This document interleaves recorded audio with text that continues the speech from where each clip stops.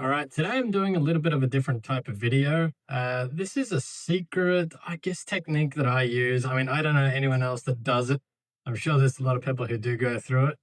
I suppose maybe it's similar to a SWOT analysis, which is like a strength, weakness, opportunity, and threats. But this one covers everything for me. I mean, I personally like it and I'm going to review kind of what it is. It's not a big secret, but it is something that I use almost, I mean, I guess technically every day. And I review it every 3 months. And kind of, I've been doing this for 5 years. So I'm going to go through it. And it is called the Wheel of Life. Now, I don't know if that's actually what it's called. I've heard there's pillars of life, the Wheel of Life. There's like the different areas of life. Essentially, it's a wheel and it encompasses kind of every element, I guess, generically speaking, of someone's life. So relationships, fitness, etc., etc. So I'm going to quickly go through it and then kind of tell you how I do it because this isn't a tutorial video. Obviously, this was me talking to a camera. So I've got it behind me on the screen, so it just makes my life a bit easier. So physical environment, let's pick that one to start with. Why not? So physical environment could be, obviously your physical space. That could be your car. It could be your school environment. It could be your home environment. It could be your office. And I guess it's your overall environment. And I rate this out of 10 and I rate all of these out of 10. And so I kind of just sit and think for maybe 15, 20 minutes. I write down on a piece of paper kind of what, has been working really well and what hasn't been working very well. And I give that just a score out of 10, and that's a personal score. Someone else might rate what I consider a 10 to be like a 5 or a 0 to be a 5 if they were in a worse circumstance than me. I only can compare to myself. So for example, physical environment, again, covers all anything in your environment around you, and I rate that out of 10. Business and career, pretty self-explanatory, kind of job, current, maybe future aspects that you want to kind of improve on. Schooling, I guess that kind of ties into it, education, anything that involves learning and developing to do with financial matters. So, are you making any money from this thing? And that's pretty much it for that one. Now, finances is a bit more direct. So the other one, you might like, go to school or something, or you might be learning a new position at work. This one is purely to do with finances. So money in, essentially, to simplify it. So how much money is coming in? Is that improving? Could you be, making more money? How, and again, it's not money out, but that's mostly money in. And then obviously the opposing end of it, which is essentially money out. So where's that money going? So, you might make $100,000 per year, fantastic, but you're spending 110. That's horrible. Obviously you're losing money. Do you have any savings? Do you have any investments? Do you have crypto? Do you, like what are you doing with the money? Do you have a horrible gambling addiction that you're trying to get over? And you just, again, this is all personal. There's no judgment. You kind of just go through it and go, you know what, last year I did this. I kind of improved on that bad spending habit of Uber Eats, and now I feel like that's a 7 instead of a 5. And you just improve that, and you analyze this every 3 months. The next one, sorry, I'm just going to click this before it dies. The next one is health.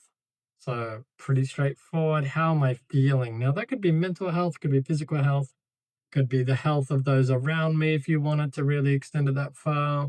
But I just personally just focus on my own health, obviously for this purpose, given it's a personal scorecard. And it can be tricky, things improve, things go up and down, things come back, things disappear. It does change seasonally as well, like maybe you're going through a really bad injury or something that you're getting over and you'd give yourself a bad rating. That's not anything negative towards yourself. It just life changes, right? But there could be some small steps to improve that situation, whether it's some sort of, remedial stuff you could do, or you could go see a specialist or, do some research online, the, tips and tricks of how to improve your health. And it could also be something more obvious, like, fitness, like pure fitness. Am I going to the gym? Am I trying to beat a PR, like a personal, weight that I'm trying to beat? Am I trying to lose weight? Am I trying to gain weight? It's all personal. Again, these are just the scorecard that you make yourself. Family and friends. This one is a tough one because obviously relationships can be complicated because it's not just about what you do, it's about what they do. There's a rich tapestry, I'm sure. I only can control what I can do. So, for example, sometimes I look at that list and I realize it's a bit on the low side, and I might make a plan to reach out to 3 friends that week and say, "Hey, we haven't seen each other for a while. Let's catch up." Or maybe I realize there's some sort of behavior that I'm doing that's probably not like ideal, and I'll reach out to some of those friends and, "Hey, buddy, haven't caught up in with you for a while. Hey, I realize I've been doing this thing. I'm really sorry about that. This is the reason why I've been doing it because I felt this way. And, maybe you could clear the air and it could improve that score." Sometimes it's seasonal. Sometimes we're in a busy period of our life, and we can't always have friends all the time and be the best family member there is. Sometimes we go through some stuff. And again, no judgment. That's how I do it. I just look at it overall and go, you know what? Maybe this is a good score for where I'm at in life. Maybe I'm in crunch time and I don't have time to kind of see too many people, but you know what? I still go give myself a high score because I'm doing the best with what I can. So that's cool. Romance. Now, romance, similar to friends and family, I suppose that's just kind of talking like direct partners or maybe, how we feel in here. Friends and family have a different spot, I feel, than obviously like intimate partners, and kind of a great time to reflect on how relationships are going, whether they're going or coming or meant to be ended or meant to be started. It again, personal search, situation and circumstantial. For me, I kind of just self-reflect on how am I as a partner, what are my needs, what are their needs, and kind of see could I improve? Could I improve? Is there an area? Could I communicate? Obviously, most of relationships are communication. And then I kind of just go from there, I write down maybe one or two things I'd like to work on, and I try to implement them over the next few months. We've got personal growth. Now, personal growth, I kind of think of this as anything outside of direct work and income. So it might be like a skill I wanted to learn, or a book I wanted to read, or it could be, something I need to improve on, like my attitude, or just something like maybe I'm like feel I'm lazy or something, and could I, personally develop and into that and some better habits. I suppose technically this whole exercise of the wheel of life is personal growth. So if you are doing one of these, you're probably going to get a pretty reasonable score. And again, you could kind of find out some improvements on that. Fun and recreation. I mean, this one's a good one because sometimes we forget to have fun. I'm a bit more structured with my fun. I kind of just don't do stuff randomly. I like to kind of say, all right, I want to try, like a new restaurant downtown, or I want to, go and see some sort of concert or thing, event, and, life's busy. So I use something like Asana, for example, to write down like upcoming like events, and then I make sure I tell my partner and I make sure I'll allocate some time for that.